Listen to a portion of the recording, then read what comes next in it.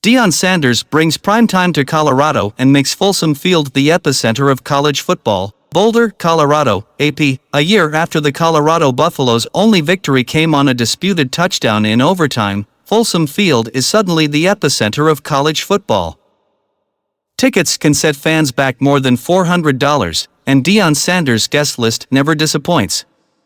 For his home coaching debut Saturday, fellow Hall of Famers Michael Irvin, Terrell Owens, and Shannon Sharpe were in attendance, along with the Wu-Tang Clan. With thousands of students itching to storm the field as the resurgent Buffaloes were putting the finishing touches on their 36-14 drubbing of Nebraska, Fox announced that its big Noon Kickoff set would remain in Boulder for another week. Fox originally had planned to pack up and head to Champaign, Illinois, for the Penn State-Illinois matchup. Instead, the network will feature the Rocky Mountain Showdown when the Buffaloes, 2-0, host Colorado State, 0-1, on Saturday night.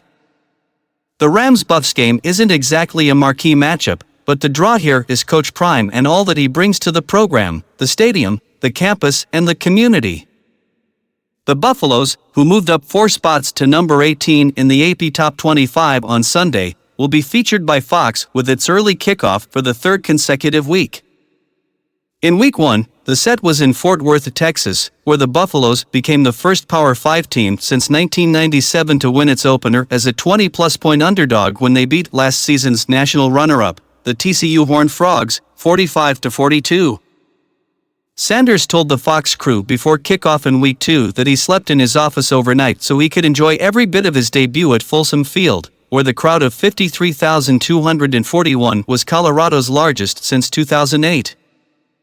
After the game, as Sanders settled into his chair to field questions from reporters, ESPN announced its College Game Day crew would head to Boulder next weekend for the first time since 1996. Sanders reacted in typically unflappable fashion to the dual developments, keeping his Buffs the talk of college football for another week. "At the risk of sounding arrogant, we truly expect that," he said. "And that's why those kids come. They want the biggest stage and they're getting that every darn week. And the numbers justify it." The CU-TCU matchup was the most watched college football game on September 2nd, with 7.26 million viewers, and I'm pretty sure these numbers are going to justify it as well, Sanders said of the Nebraska-CU game.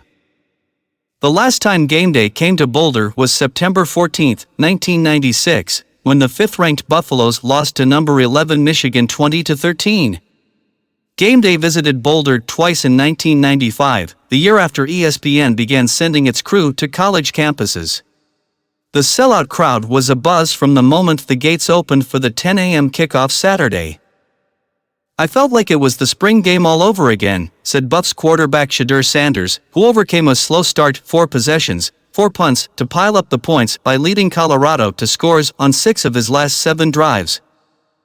As students stormed the field, Deion Sanders ignored admonitions to follow his father, who was escorted into the locker room for safety's sake.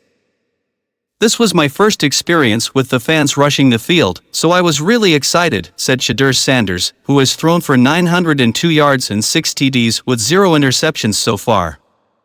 "Then, it's just bittersweet because I started getting beat up." His father relished his home coaching debut, calling the scene in Boulder beautiful. "A lot of this stuff is new to me," Coach Prime said. "I know I have been at the highest level, the World Series as well as Super Bowls." But he said this was the first time he experienced fans rushing the field, capping a big, long day that he hopes will resonate with the several recruits who were on hand. The entire scene was something no one could have expected before Sanders arrived last December and set out to turn college football's wasteland into a promised land.